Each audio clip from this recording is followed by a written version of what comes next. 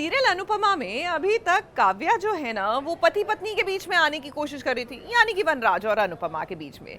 लेकिन अब तो लगता है कि इनको इसमें भी तसल्ली नहीं है, सो शी हैज डिसाइडेड कि बाप बेटे के बीच में भी दरार लाकर छोड़ेंगे। भाई मुझे तो लगता है ये पूरे घर में ही दरार ना ला के छोड़े। कितनी बार तुम्हें समझाया है कि डांस हॉबी है, प्रोफेशन नहीं। मैं बस इतना चाहता हूँ कि आप मुझे मेरा सपना देखने से मत रोके, ना ही मुझे मेरे सपने के पीछे भागने से रोके, प्लीज। समा, तुम अपने डैड से ऐसे कैसे बात कर सकते हो? बस काव्या, पिता और बेटे के बीच बोलने का किसी बाहर वाले को कोई अधिकार नहीं। अनुपमा सही करिए काव्या, बाप बेटे के बीच में किसी को बोलने का हक नहीं, चाहे वो घर वाला हो या बाहर।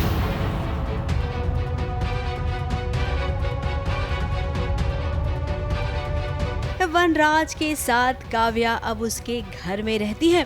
घर में रहते रहते अब उसकी आशाएं भी बहुत बढ़ गई है। कभी वो परिवार के बीच में बोल देती है और अक्सर अनुपमा और वनराज के बीच तो आती ही रहती है, लेकिन अब वो बाप और बेटे के बीच में भी आने की कोशिश कर रही है।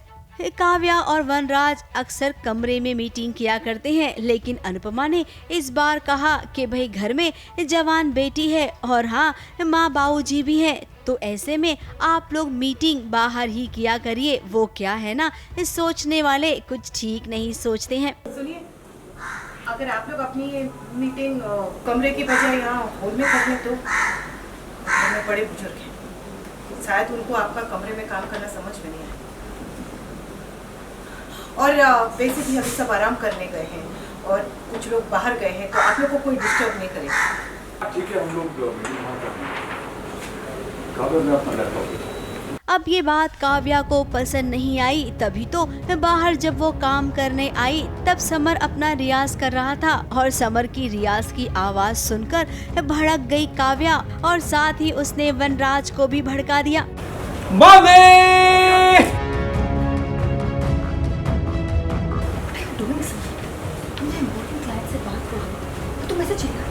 तो भी घर में ऐसे चीखना चिल्लाना इस बैड मैनर। तमीज़ की कोई चीज है? मामला आगे बढ़ गया, तभी अनुपमा बीच में बोल पड़ी। काव्या को उसने उसकी असली जगह दिखा दी। अब तो भाई घर में रहते रहते वो इतना जलने लग गई है अनुपमा से, न जाने आगे अब वो क्या करे। बस काव्या, इनका समर को डांटना एक पिता का अधिकार है। समर का इनसे अपने मन की बात कहना एक बेटे का अधिकार है। मैं चाहूँ तो इन दोनों के बीच बोल सकती हूँ, वो एक पत्नी और माँ का अधिकार है, लेकिन पिता और बेटे के बीच बोलने का किसी बाहर वाले को कोई अधिकार नहीं। अनुपमा सही करिए काव्या, बाप बेटे के बीच में किसी को बोलने का हक नहीं, चाहे वो घर वाला हो या बाहर। अब काव्या इस घर में किस मकसद के साथ आई है ये तो हम सब जानते हैं, लेकिन बेचारी अनुपमा का क्या होगा जब उसका विश्वास टूटेगा। ABP news report. देखिए, इस कोरोना काल में लोग काम के लिए बाहर निकल रहे हैं, लेकिन there is no denying the fact कि टेंशन तो रहती है ना, बिकॉज आप सेफ भी रहना चाहते हैं लेकिन आप काम भी करना चाहते हैं। ऐसे में आप अपने वर्क स्पेस को सैनिटाइज तो करते हैं लेकिन कंफर्टेबल भी बनाते हैं। तो चलिए आपको दिखाते हैं कि हमारी जो ये है चाहते कि प्रीशा है ना, अपने वर्क जोन को किस तरह कंफर्टेबल और एकदम इन्वाइटिंग बनाने के लिए इन्होंने अपना मेकअप रूम खुद ही पेंट कर डाला।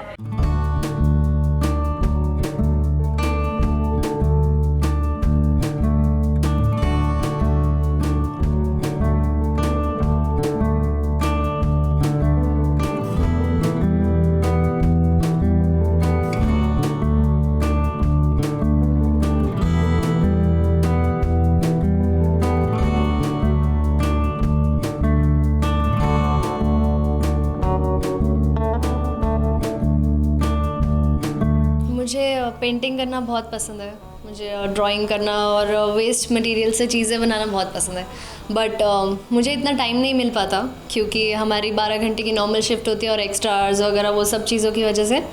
तो ये जो आप पेंटिंग देख रहे हैं पीछे और वहाँ पर भी, तो ये बीच बीच में मुझे जब भी टाइम मिलता है अपने शॉट के बीच बीच में, तो मैं आके 5-5 मिनट 10-10 मिनट ये बनाया मैंने काफ़ी दिन से पीछे से।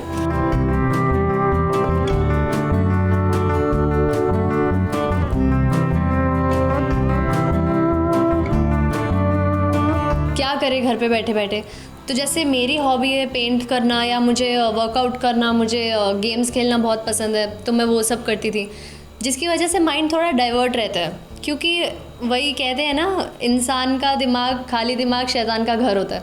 तो वही चीज़ होती है, खाली दिमाग में बहुत सारी अलग अलग चीज़ें आती हैं, गलत जगह पे जाता है दिमाग, क्या करे, तो वो सब चीज़ों से बहुत बचा के रखती है सारी हॉबीज़। आप कहीं से भी स्टार्ट करो, वो कुछ ना कुछ चीज़ तो वो बनी जाएगी। अब वो मैंने एक सामने वाली वॉल पे पहले पेंट किया था, तो मुझे आइडिया आया था नॉर्मली, क्योंकि सब लोग क्रिएटिव होते हैं हर चीज़ में।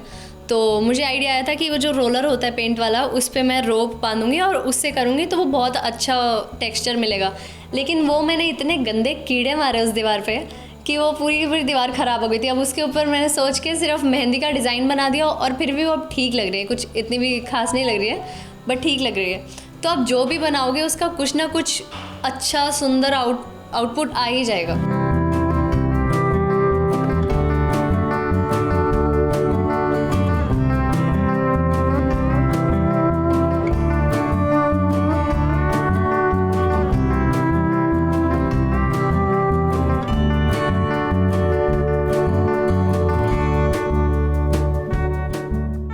देखिए, एक रहें शर्लक होम्स, एक रहें उनकी बहन एनोला होम्स। जी हाँ, अभी नई नई आई हैं वेब सीरीज के रूप में, नहीं देखी तो देख लीजिएगा। खैर छोड़िए, वेब सीरीज की बात नहीं कर रहे, हम तो अपनी lady detective, Indian lady detective यानी कि नायरा की बात कर रहे हैं। देख लीजिए, नायरा निकली है कार्तिक की खोज में। अब हर कोई कार्तिक को खोज रहा है, लेकिन सुराग मिला है जाकर नायरा को, यानी कि ये दायित्व जो है वो नायरा के नाजुक कंधों पर ही है कि वो अपने सुहाग को ढूंढ निकाले।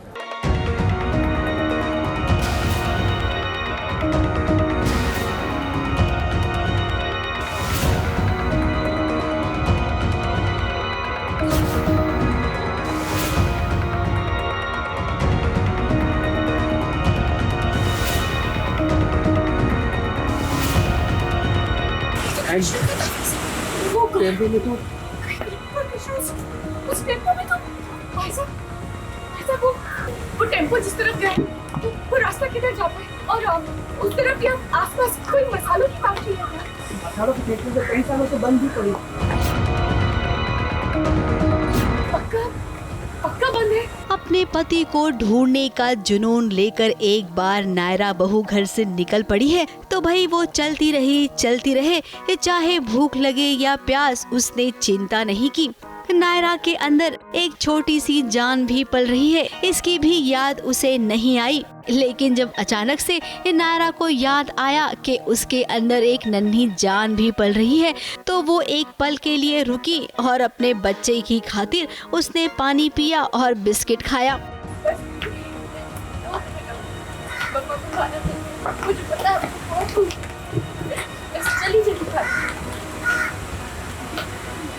और जरा टाइमिंग तो देखिए, पानी बिस्किट खाते खाते नायरा को अचानक से सड़क पर कुछ दिखा। अब इसे कहते हैं एक किस्मत कनेक्शन। इस डिब्बे में वही धागा है, वही लॉकेट है जो कृष्णा को दिया गया था। अब भगवान भी मदद कर रहे हैं नायरा की, ताकि वो अपने पति को जल्द से जल्द ढूंढ ले। ऐसी किस्मत तो भाई टीवी सीरियल्स की बहुओं को ही मिल सकती है, वरना कोई खो जाए असल जिंदगी में तो उसे ढूंढने में सालों लग जाते हैं। लेकिन टीवी की बहू रानी के लिए सब कुछ मुमकिन है, क्यों नायरा? अब हमें तो इंतजार है जब नायरा कार्तिक को ढूंढ लेगी और अपने घर वापस लेकर आएगी, साथ ही अपनी बेटी कृष्णा को भी।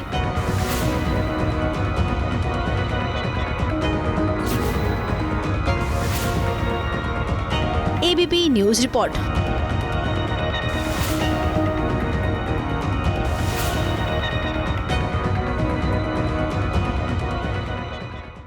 भाई ये तो कमाल हो गया, एक्चुअल में कमाल हो गया, क्योंकि हमारे जो टीवी सीरियल्स होते हैं ना, वो यूजुअली कोई भी फेस्टिवल मनाने के लिए पीछे ही चल रहे होते हैं। जी हाँ, बैकलॉग में इनका काम चलता है, लेकिन हमारे गुप्ता एंड ब्रदर्स ने तो सारे तमाम रिकॉर्ड्स तोड़ दिए, क्योंकि आते ही ये तो दिवाली की तैयारियां करने लग गए।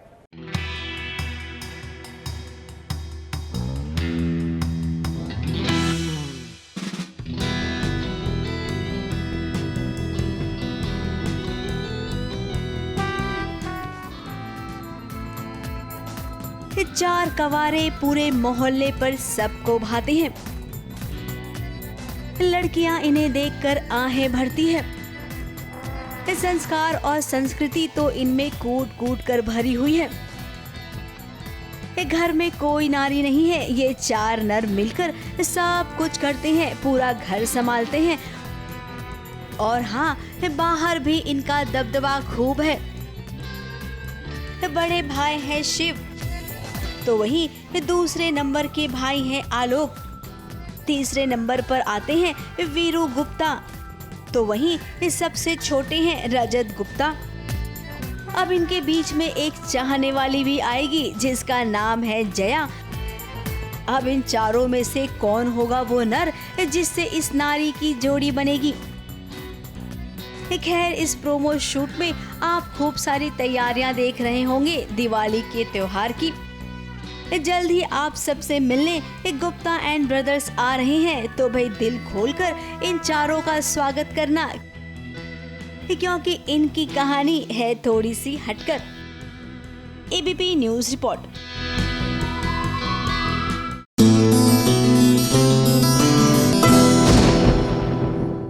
ये है एबीपी न्यूज, आपको रखे आगे।